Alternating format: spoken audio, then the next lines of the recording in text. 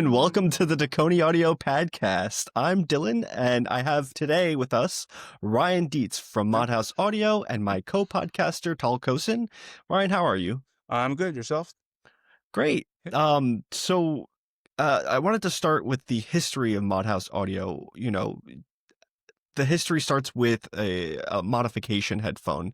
Where did that come from? How did you get that idea to start modifying headphones? And what headphone did you choose?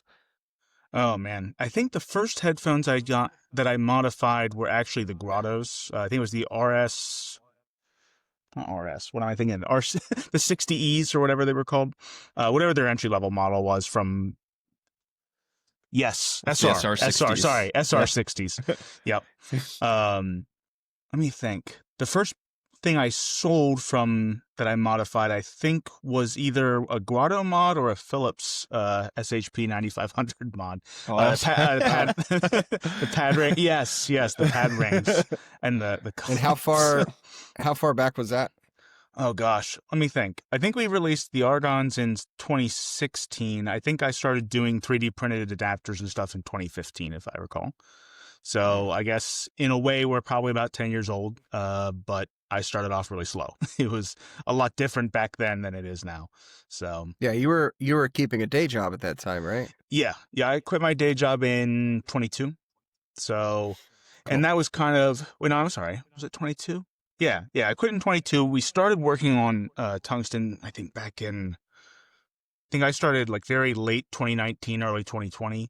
And then I quit my day job in 2022. At that point, we still had a big backlog of Argons, and my wife was kind of like, you need to quit. Like, this isn't working. Cause I was working like probably 80 hours a week ish. Right. So, and we weren't catching up. Things were just getting worse. She's like, this is ridiculous. Why are you still working a day job? Et cetera, et cetera. Yeah. And I did IT work for the state.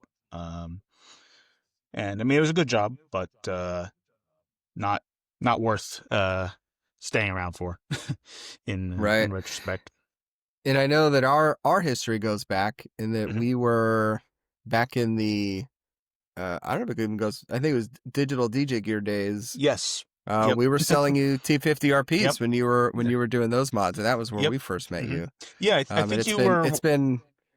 Sorry, I was saying it's been really cool to like watch the growth of your business and watch it grow, and kind of coming from where you started ordering like 5 T50s at a time. Yeah. You know what I mean? I think you were one of the last where you're guys. at today. You got to. Yeah, thank you. Yeah, I think you were one of the last guys to have like a supply of the Mark IIs, right? That you had. I think you bought like a pallet of Mark IIs, and you were the last. And then and I think shortly after I started the Argons, they discontinued the Mark IIs, and then I was like, oh great, well what do I do now? And I found you guys. You were one of the last ones selling the Mark IIs, and so I think we. I was buying 5 or 10 at a time for like a year from you guys. And I try to remember, when did you change the name from, yes, Digital DJ Steer, you didn't change the name. Dekoni is a new company that came after Digital DJ Gear, right? Yeah, so Dekoni Audio, we started in 2015. This was Sam, Eddie, and myself. And it was started parallel to Digital DJ Gear. So Digital DJ Gear is still around. Still selling, per audio stuff on eBay and Amazon and website and stuff. Dekoni has, split off and has been doing its own thing also for about 10 years. It was 2015 is when we, I think, first started selling. Actually, no, I think it was January 1, 2016, actually. Yeah, I was going to say. I started selling. I think I might have seen you. We were planning. Was it the first New York City Can Jam? Is Maybe. That what I'm thinking of? I think I remember seeing when possibly. you guys first. I remember seeing you at Can Jam when Dekoni first started. Very possible. So I'm curious to know like what your process was with the Tungsten. I'm sure other people are curious too. Like, how did that start? Where did the idea come from? Like, how did you start? Like, where does it come from? Yeah. I mean so I guess I would say around end of 2019, late 2019, I started to think like, you know what, the T50s are not going to last forever. The T60s are not going to last forever. Like I need to do something new above and beyond that. And I had actually started working with random drivers that I got off, AliExpress and stuff. I tried maybe a dozen or so dynamic drivers that I found, and none of them really worked. None of them were really good enough, in my opinion, for what I wanted to do. So then I thought, well, okay, great. I got to try and make my own drivers now. And that would be, that felt very daunting to me. But kind of serendipitously around the same time, actually I saw him on Reddit first, but I met my friend Matt, who started a company called Torak, and he was making his own drivers. And I ordered some of his first ones that came available. He started off on Reddit like I did, where like I started off selling 3D printed adapters on Reddit, through Reddit and eBay and stuff. And he was doing the same thing with drivers. And I ordered some, and I was impressed by where he was at so early on. Like, hey, this is your first attempt. This is actually, I think I have some over there. I can grab later. They were dynamic drivers? Planars. Planars, okay. Yep. How was he making? I mean, how do you make a planar? Was he doing this in his garage? Like, how do you? Well, yeah, he was actually doing them in his garage or his room. I think at the time he was using. I think he started off using metallized film. So like, you can buy Mylar that's pre-metallized, right? And then using like a solid ink printer to print the pattern on the diaphragm and then etch it. So. I mean, that's not what we're doing now, but that's how he started out. Right. Wow, that's cool. And then I guess it was early 2020 or so that we started talking, became friends, and I kind of said, hey, this is what I want to do. You have experience doing this, and I don't. How about we work together? And so, like, I funded the development, and we kind of. I think of it kind of like the old days where you'd have like you'd play a game of chess by mail, right? Like you mail each other your moves and stuff like that. So we went back and forth over the course of, I think it was about 2 years. Let me think. When did we do? I think it was it was SoCal from 3 years ago, I think. That this was 3 years ago. Yeah, 22, I think. I think the first one back was 21 because it's in September, so it was starting to get when they were lifting restrictions. Oh yeah, yeah. It was 21 or 22 that I went to Can Jam with the prototype, but that prototype was like the 5th or 6th major driver revision that we had done. Like we started, like we hit a wall, stopped, tried a new approach. Hit a wall, started over. So like the Tungsten single-sideds are like the 9th major driver revision. The double-sideds are like the 10th major one. I'm calling the V2 drivers, I'm calling 10.5. So like even though people only saw a few different of the last versions, they didn't see all the ones that came before, And I have some props. I can show you some of the earlier ones if you want. But we went through several different approaches, and the ones at SoCal 21 or 22, whatever it was, I would say it was kind of a mixed reaction. Some people thought they were really good. Some people thought they were iffy. But then I felt like we scrapped that next major revision. We started to get some really good positive feedback there at, Capital Audio Fest, I think. And then the one that was a lot closer to what finally became Tungsten was Can Jam New York. It was either 22 or 23. And that was when I brought the gold and the silver ones, 2 drivers that were identical other than being one was gold and one was silver. And even though the silver was way easier to drive, almost everyone said the gold was better. And so that's why we went down that path. So if the gold was, you're saying the gold was harder to drive. What were the differences in I guess, impedance and sensitivity? Yeah. So the impedance would have been about, the silver I think was around 25 ohms and the gold was like 150-ish. Something like that. Excuse me. And so the gold is thinner and also a lot less conductive than silver. Excuse me. So what was the sensitivity if it was harder to drive? Oh God. The silver I would say was about 90 dB per milliwatt. The gold was like 75. Wow. Okay. Something like that. Yeah. Yeah, it was bad. So like what? Well, Okay, well, speaking about power, needing a lot of power, what amplifiers would pair well with that? Where can you get that power? What have you been using to test? Well, these days it feels like there's a decent number of options. I remember at the first Can Jam when I was walking around showing people and these headphones that are possible to drive. As far as what was at the show, there wasn't much. I mean, it was like the Lena Stack, the Wells Milo, I think, the Holo Bliss, I think, like that. But that was about maxed out. So, but as far as what I use now, I would say I use the Bliss and CFA3 the most. But there's a pretty good variety of amps now, and you've even some decent cheaper options. So the market. What do you? Yeah, sorry. No, the market kind of in terms of amplifiers kind of grew with your design. Yeah, that's pretty interesting. Yeah, I don't take credit for that at all. I think it's probably a marketing thing. Like, more power equals more better, and you'll see like the topping amps kind of crept up in power over time. You could see, like the THX amps, I think were really popular, and then topping kind of branched off from that, I think, and they kept going. SMSL kept going. The Drop 789 was the leader, and then Topping came out with their solutions like the A90, and then that took over. And yeah, I feel like the market's kind of followed them in a way.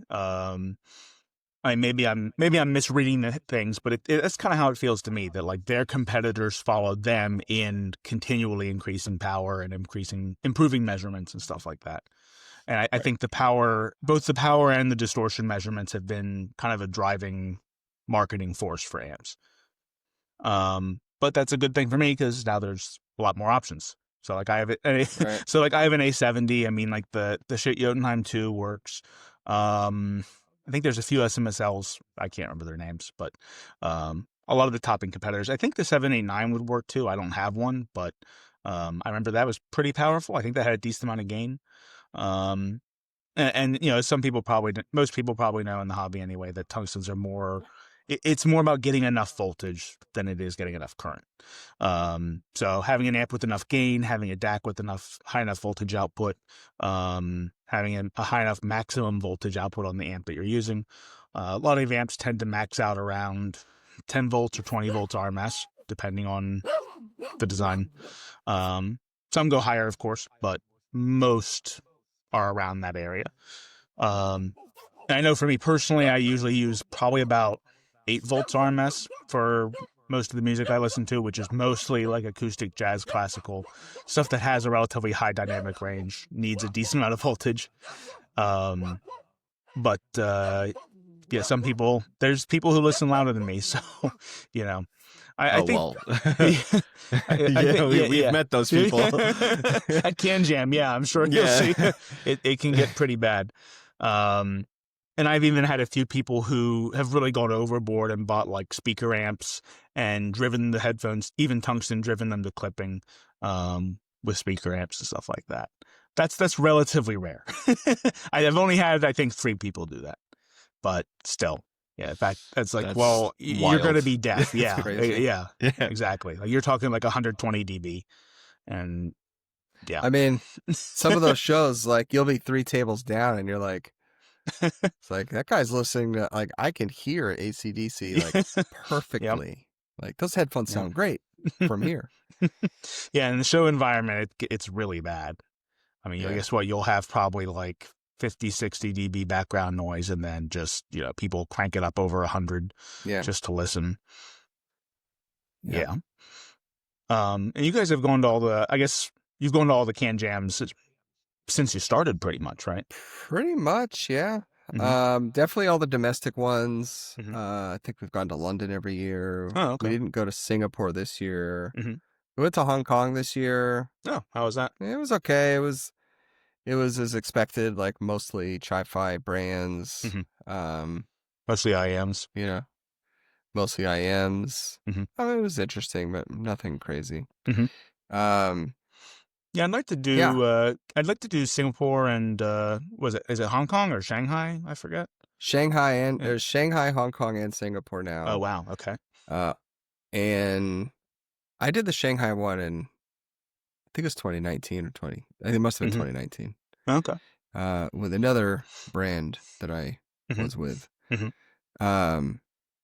that was good. I mean, that was a big show. That show I remember was very, very busy. How is it compared to New York and SoCal? Busy.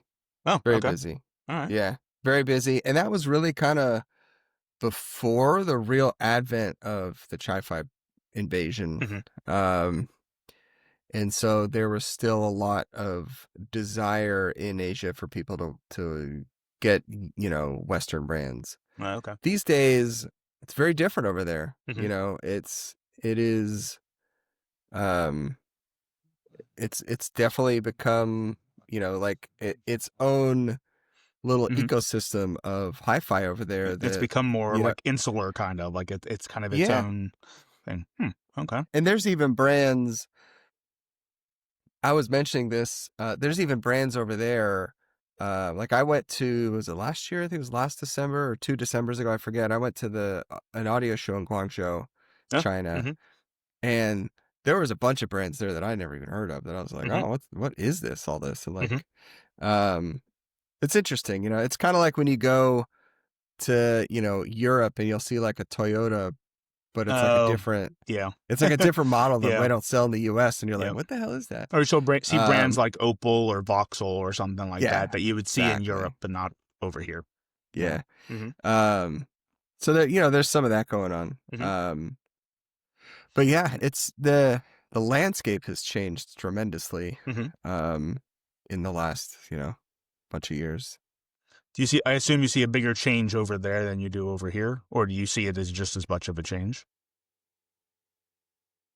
Well, you know what, the biggest change that I am aware of anyway over there is, before I left Dekoni in 2019 and I came back, I won't get into the story, but I was running product development for Westone Audio and Modic. And sales of IEMs in, our Japan distribution and in Korea had plummeted already. And that was really the case with everybody. I mean, you talk to, Ken at Campfire and these other guys, like IEM sales fell off a cliff over there. And it was our Korean distributor that said, I'll tell you what's going on. He said, what's going on is that, customers here, the mindset has shifted. They no longer want a amazing $1,500 like, awesome IEM, right? They want $1,500 okay, good enough IEM. So they have a collection and they want to show the collection. And, and so that whole landscape, it makes me think really of like the shifted. mechanical keyboard hobby almost. Something like that, where it's like a collector's thing, just as like the collection aspect of it is just as big of a part as what the item is meant for, right? Totally. Yeah. And so, US brands don't really have a way currently to compete with that. Yeah. That makes sense. He's just like, there's not really anybody, I mean, look, the whole reason, I might get some pushback from all 7 of our listeners here, but, the big reason that, the Chi-Fi exists and the reason they're so cheap is that they were all the manufacturers that were building for American brands and Western brands. And all these factories started to, build for themselves. And like, I remember I was over at a factory because there was a point in time before I left where we were looking to maybe get into the IEM world, right? With Dekoni. And I was over there visiting a factory and the guy there was showing me KZ, which was like their brand. And he was actually looking for someone to distribute it in the US. And at this point, I'm kicking myself for not doing it, but, or from not accepting, his line as our line. But anyway, they are subsidized by the Chinese government. right? They, our cost for parts and everything versus their cost is very different. Yep. And so they can make a, 37 driver IEM and put it out on the market for $29.99 Yep. and maybe still make money. Whereas obviously, a Western brand just can't do that. Even if you build it in country. I mean, I'll tell you that just first of all, they use knockoff balanced armatures, which you can't, well, they don't all do it much anymore, but I've heard some do, some don't, but but even you want to go buy a Knowles driver, a single driver, I'm not even talking about, multiple drivers, but one driver will set you back between $6 and $15, right? And Sony's the same thing. So if you're trying to make an 8-driver earphone, your BOM cost is already like $200. Yep. And so then you got these guys coming out with this decent sounding IEM with 18 drivers for like $50. And it's just like, well, you can't, exactly. You can't really do anything. Yep. And so like I see in Can Jams locally, this encroachment of the Chi-Fi brands more and more and more, because the customer base is much more accepting, and frankly they've gotten a lot better over the years. And so and their prices are also creeping up, which is also interesting. So they sorry, you're my dog barking. I've got two. Can you? I have two, including a miniature schnauzer. So I know. I can't mute my dog. Would you like to introduce the fourth podcast? Right. He doesn't say much, but when he does, he says a lot. So anyway, kind of got off on a tangent, but like the Chi-Fi brands have really dramatically changed the landscape of IEMs. They haven't quite done that to headphones yet, right? I mean, they're out there. They're working on it. But I think that, I mean, you still have though, like the core brands, that are still healthy, right? And I think, a big part of that is because a lot of the core headphone brands are brands, right? It's like the Chi-Fi brands are not brands in the typical sense, right? They don't have a face. They don't have customer support. Sure. They don't have any kind of personality. They're not on Instagram posted pictures. They're not on, it's like they just aren't, because it is what it is, because they're they don't necessarily speak the language. The brand they don't know how to market here. Yeah, the brand is the product, and that's it. Right. And so I think you have a strength in your brand still in Western countries. IEM companies, I guess, haven't had such a good deal with that, but I think headphone companies are very strong. I mean, you got Dan Clark's a very strong brand, right? ZMF's a very strong brand. Sennheiser is still a very strong brand. Yep. You're talked about a lot as a very strong brand. Wow. It's like, but all these brands have personality, right? It's like they have a persona behind it, which is great. I like to see that. I like to, one of our other guests we had on here was Zach Maribach. Oh, cool. I'm sure you're. Zach's brand has such a personality, and like that's between him and Bevan and his products. It's like they just feel so personal. Right. And that's a huge, I think that's a huge part, other than his great products, of course, but I think that's a huge part of the allure of that brand, is like that people feel that personal connection. Sure. And I think that's really cool. Yeah. And frankly, I'd love to see more of that, because this is, we're in a community, right? Like it's audiophile is a community, and it's definitely, with some of these changes, I feel like the community aspect has started to fade a little bit. I think you see kind of like if at least when I think of the brands that are coming from China, it's almost like a commoditization of the hobby, sort of like if the hobby is just the product, then that's not really a community. The community is the product with the people and the experiences that they have and the brands and the experiences they have. So yeah, I mean, like the people that that I'm friends with, that the chats that I spend time in and stuff, like it's people who are really engrossed in the community, who are really into the hobby. And it's not just like, hey, here's this thing that I got. It's like, hey, let me tell you about this experience that I had. Let me tell you about this new amp and this new deck. And it's, it's people looking for how to improve their experience and get the next best thing, Right. And I think to me, that's a lot more compelling than just a thing that you bought that, has no, you can't discuss it. There's no one to really discuss it with, there's no real story behind it. It's just a brand that found a niche in the market or is competing with a dozen other brands in the same niche. And that's it, And I wanted to say I was inspired obviously by both Zach and Dan, when I first started out, and actually Zach was the first person I met at the first HeadFi meet that I went to.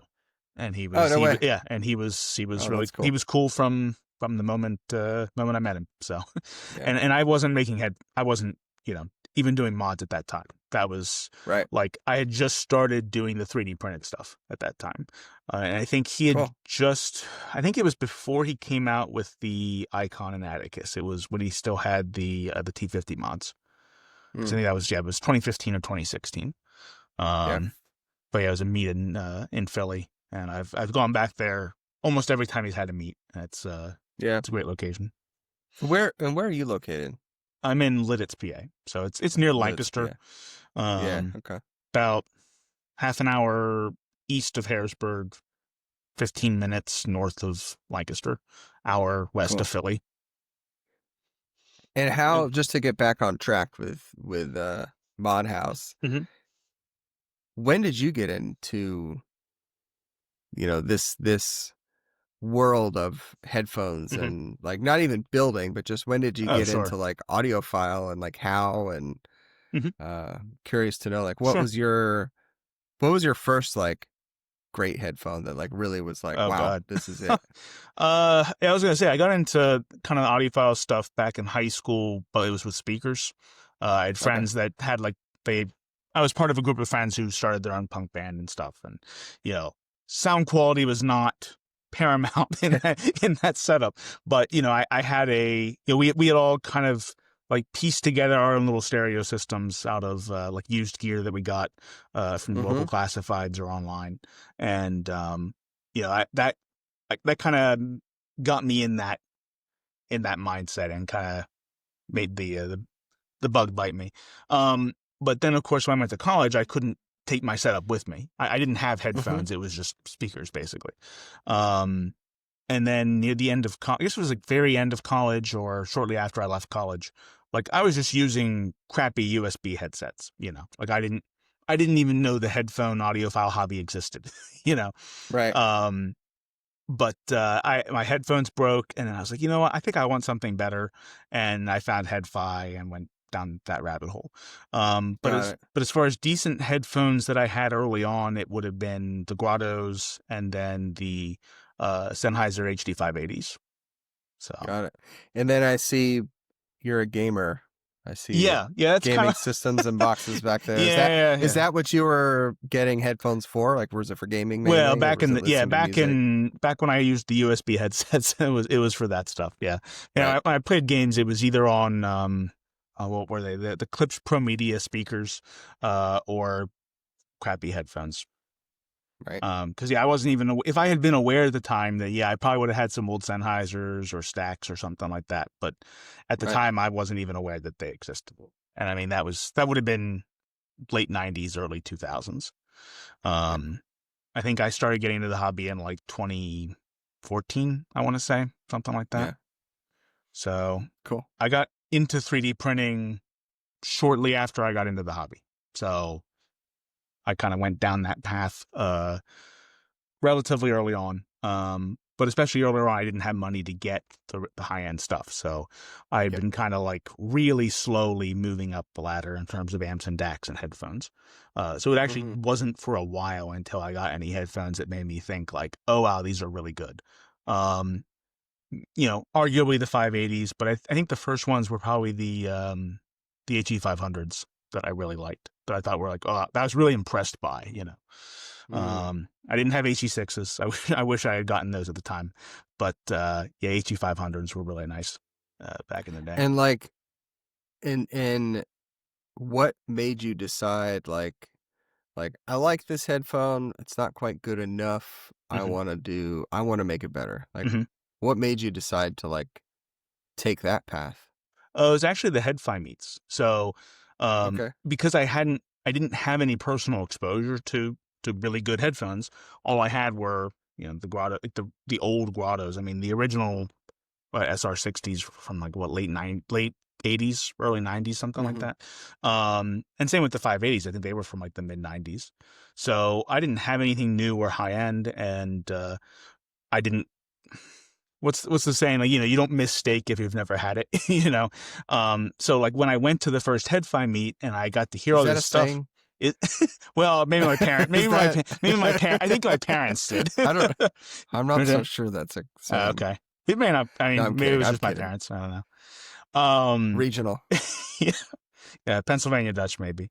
But yeah, when I started listening critically to things at the Head-Fi meet, then I like, now I see what people are talking about. Now I understand. Like, I started really nitpicking what I had after I heard what was possible. And so that got me, I guess in my mind, I saw it as a problem to solve. Like it was like my degree's in computer engineering. Even though I went into IT, I enjoyed troubleshooting, like problem solving a lot. Right. And so I saw it as a problem to solve. Like, well, why don't the headphones I have sound as good as the headphones I just listened to? Instead of seeing them as kind of a black box, I saw it as, well, what's really going on here? What can I do? Like, what reasonably can I do to make my headphones sound better? What can be done to make the best sounding headphones possible? And of course, even though I think it's good to be optimistic, of course, I was probably more optimistic than I should have been, considering the amount of time it's taken to get here. So, right. I mean, it's quite a rabbit hole, and it's a lot of trial and error, a lot of time, a lot of effort. Yeah. And so you have the Tungsten. Yeah. You have the V2. Yeah. Right. Like I know you're super busy with production and you're like backlogged, for decades. So hopefully like, not, but yeah.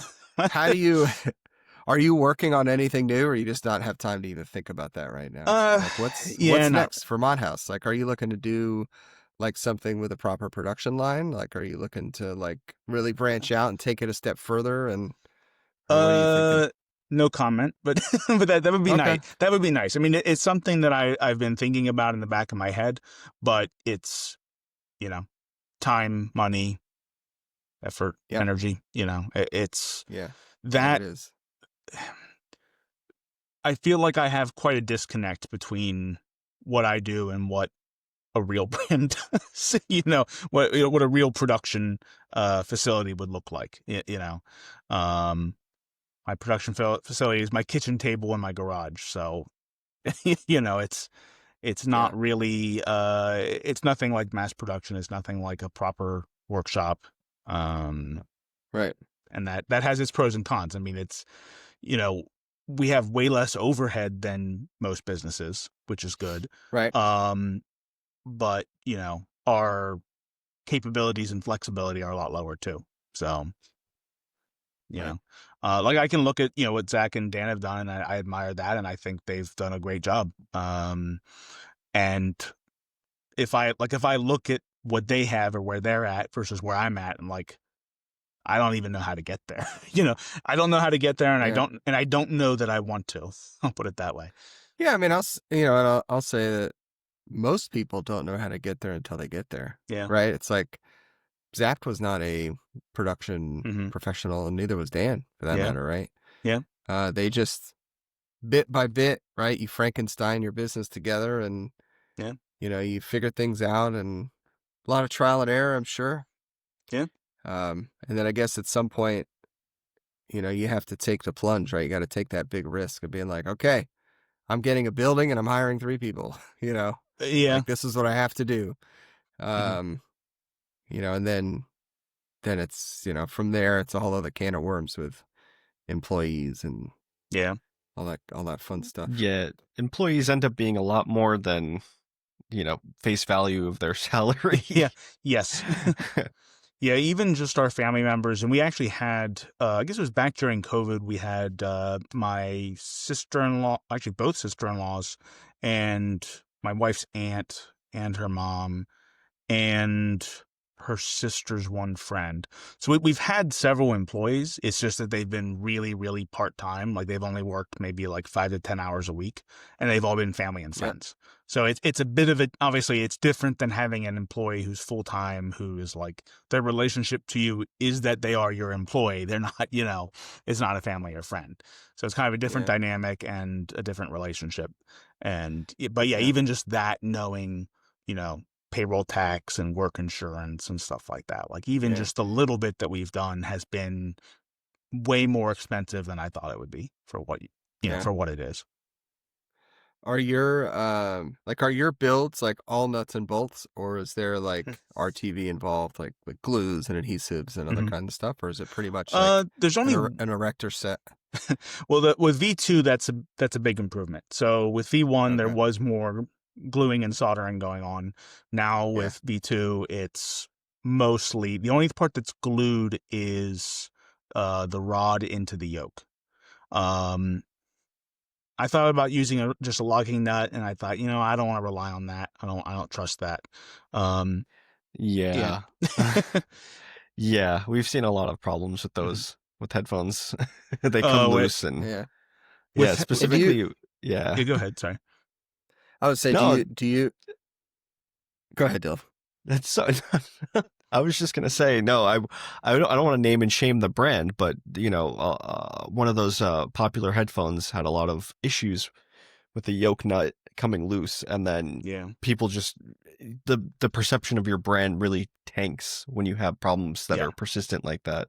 Yeah, and even if it's not like a big mechanical issue, it's the perception of it just happening in the first place. People see that and equate it to poor build quality or poor design, and it's not great. It's disproportionate. It comes off as seeming way worse than it probably is, but from the customer's perspective, I can understand that. It's not their job to design the product or to they just want to use it, and if it doesn't work, then that's obviously a big problem. So so speaking of production, turn your head. I want to see those cups. Look at that shine. That glitter, that bling. How do you that's nice. So how is that made? Is that laser cut? I think you do that no, this isn't. So this isn't. You don't do that. I didn't do this. No. So this is I'm friends with Pete and Trevor, who do Norn and Double Helix cables, but they also started Idolic, and which is I don't know if you guys have heard of them or not, but they're like a high-end connector brand for cables. And anyway, so they had their workshop do this. The normal grills that I usually do are a place in, is it California or Utah, that does the laser cutting, and then I send them off to a local gun shop to do Cerakote usually. Cool. But I started off doing all of it myself, which was a really stupid idea, which I should not have done in the first place. But because in my head I'm thinking, well, why would I pay for someone else to do it if I can do it myself? And well, that doesn't scale very well, and so I ended up spending a lot of time. The Cerakote is the worst decision I ever made, I think, from a business perspective, because it's just, it's just so time consuming with the setup and the cleanup afterwards. Like the actual spraying is not time consuming at all, but all the prep work and the cleanup is a major pain in the butt. Would that be like the same Cerakote or ceramic coating that you'd have on a car? I don't know if I've seen it on Similar? cars, but no, it'd be different. It would be different than a car. Yeah. So with cars, it's like a coating that goes on top of the paint.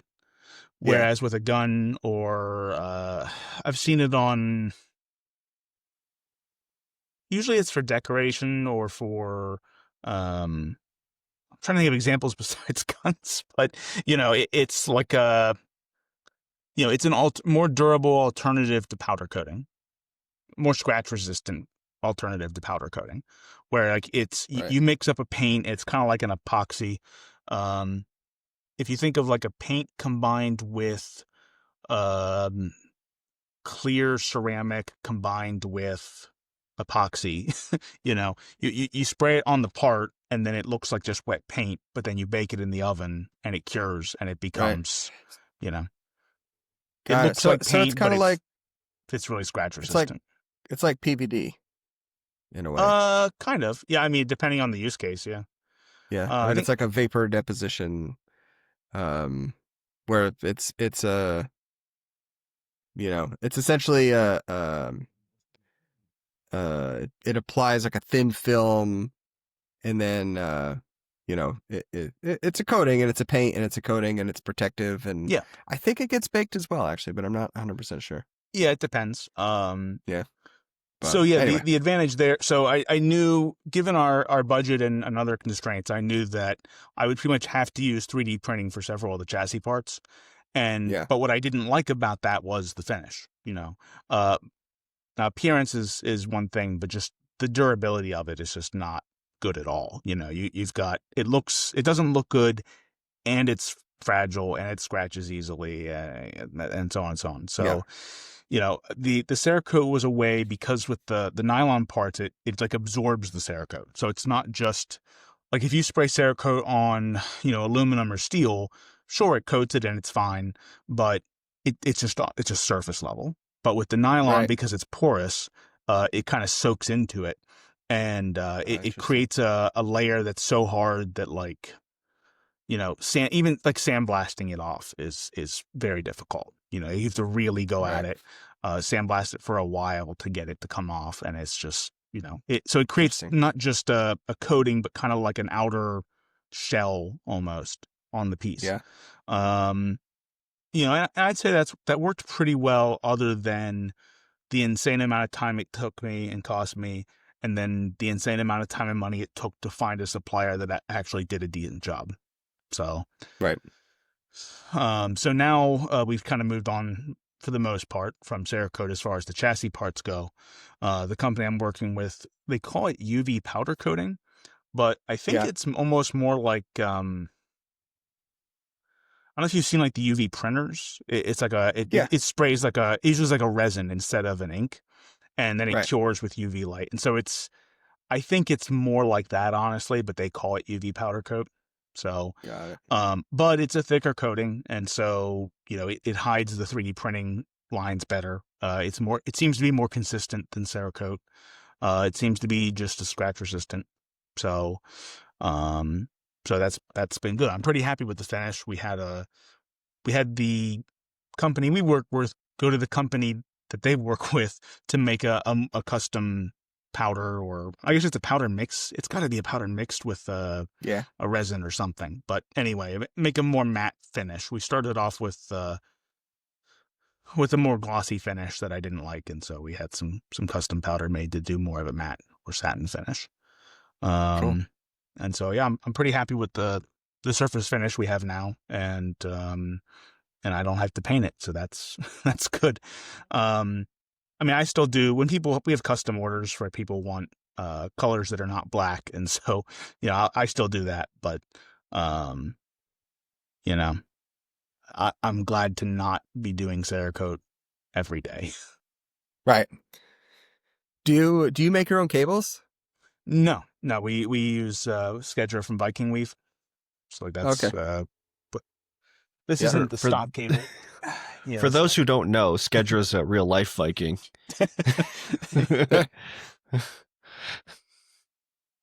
Yeah, so like this is the stock cable. Cool. So it's a coax, but it's OCC lets. What Y split did he give you? Because he's got a bunch of different ones. This one this is kind of a more basic one where it's not. Mm-hmm. Whereas this one, I don't know. This has like the inlay in it, so like. Oh yeah, the Nordic runes. Yeah, it has kind of like the metallic glitter kind of inlay, polished and stuff. It's pretty sweet. Cool.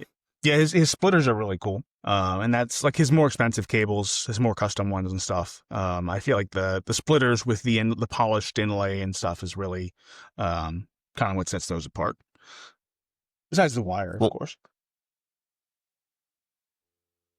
Very cool.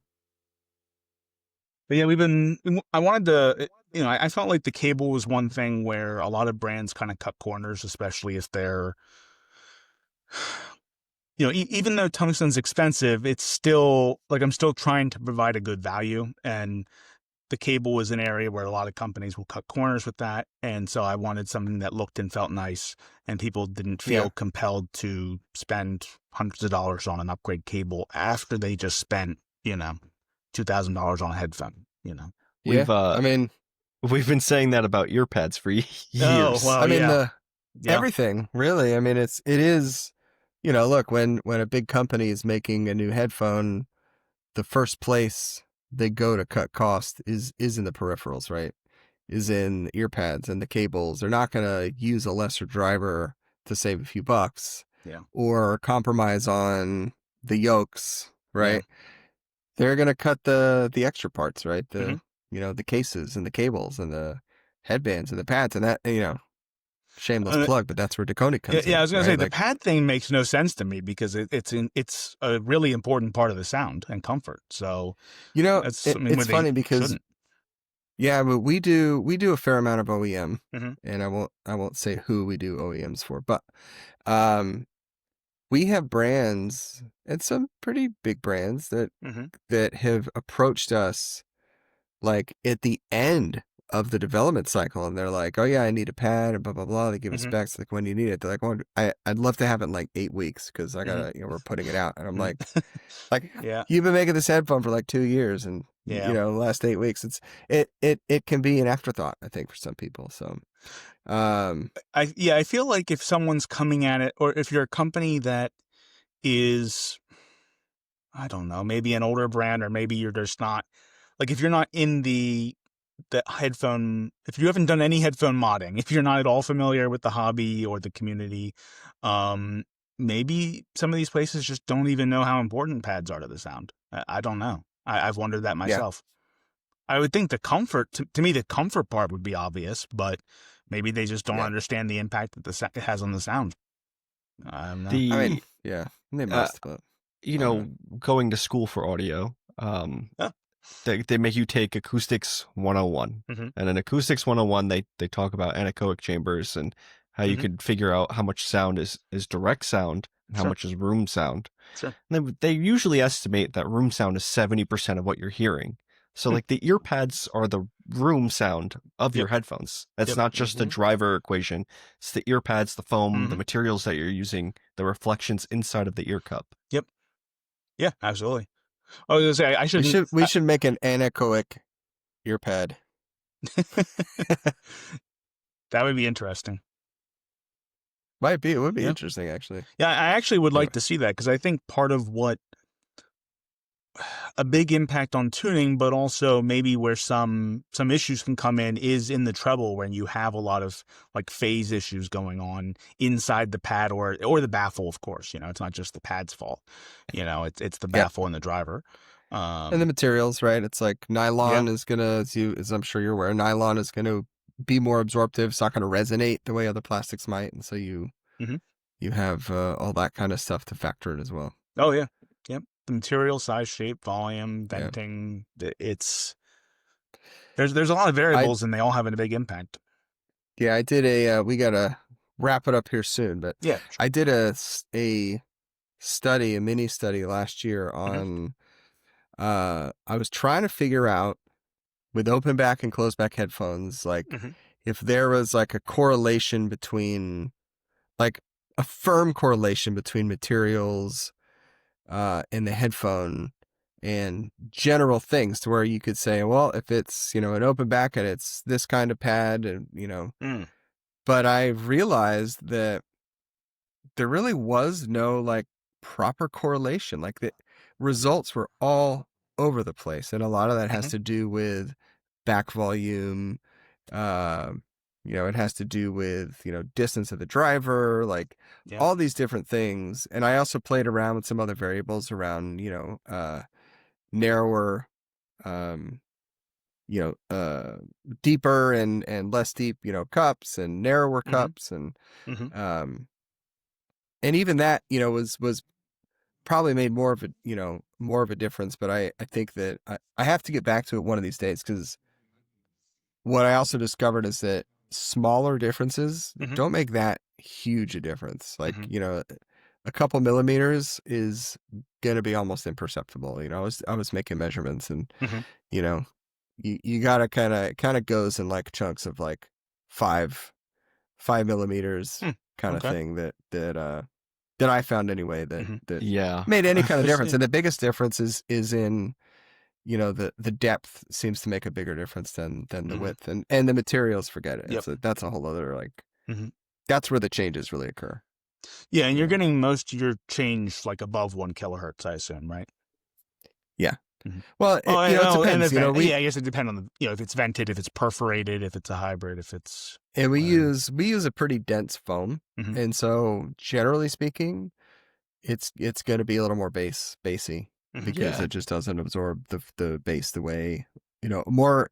The lighter the foam, the more porous the foam, the bass is going to dissipate more. And there's all kinds of stuff to go into. We're learning, every day more and more, and it's all, it's impedance. I want to get my, I was over hanging out with Axel Grell in Germany a few months back, and he has this essentially an impedance checker, an acoustic impedance checker that he built.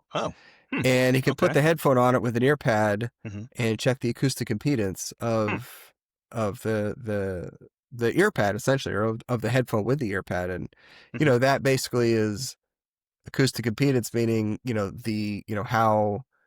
how much is the headphone allowed to breathe inside, right? And so a lighter pad's going to be a lower resistance to sound, right? Yep. It was interesting. I was like, I gotta get one of those. But he hand built it. I was going to say I actually would be really I actually really interested in that. I'd be curious to see how he did it. Because it made me think of back in college, like impedance matching problems. But in electrical engineering, that was like impedance matching of a circuit, like going to an antenna or a waveguide propagating a signal, in free space. It wasn't acoustic impedance. It was electrical or EM waves. But I mean, you think of acoustic impedance like sound in air versus sound in water. Yep. Water is going to have a higher impedance than air, right? Yep. And you get a reflection when you try to go between mediums. Yeah. So. Yeah, I would assume you'd get. I kind of, as this is kind of a low resolution model, but I think of everything from roughly 1 kilohertz down as being dominated by acoustic impedance or impedance matching problem, and everything from like 1 kilohertz up being more of like a phase issue problem. But the phase issues there's a lot to unpack there, where it's like it's the pad, it's the baffle, it's the driver, it's everything behind the driver.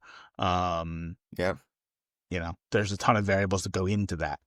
So I'd like to see you guys do like experiments where you're isolating variables of everything with the pads, but that's a lot of time and money for you guys to be like, hey, I want to make, you take a pretty big sample size too if you were to isolate every variable. It's like, hey, I want to isolate just thickness, just angle, just materials. That's a lot of time and money. Yeah, for sure. But who knows? It's something that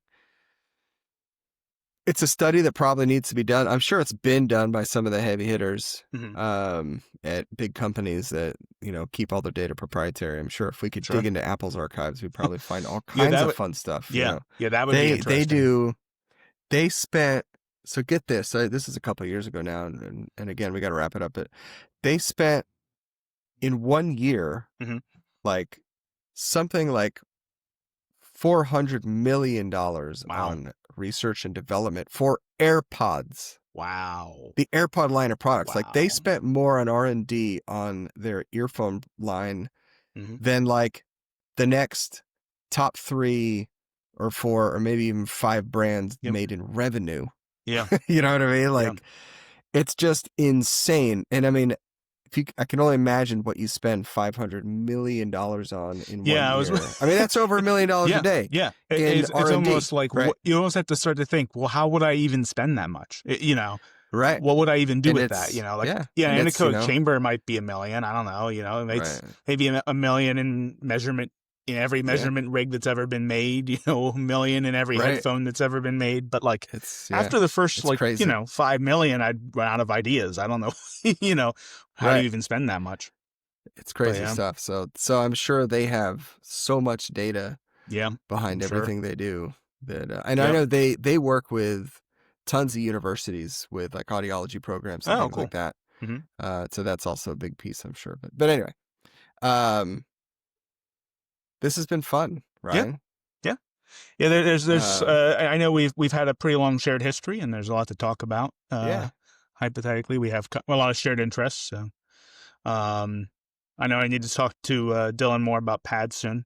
So, yeah, let's do it. So, cool. Yeah, but thank you for joining us today, Ryan. Thanks for having me. We really appreciate it. And this has been the Dekoni Audio Padcast. You can catch us on any of your streaming platforms. Make sure to subscribe, and we'll see you next time.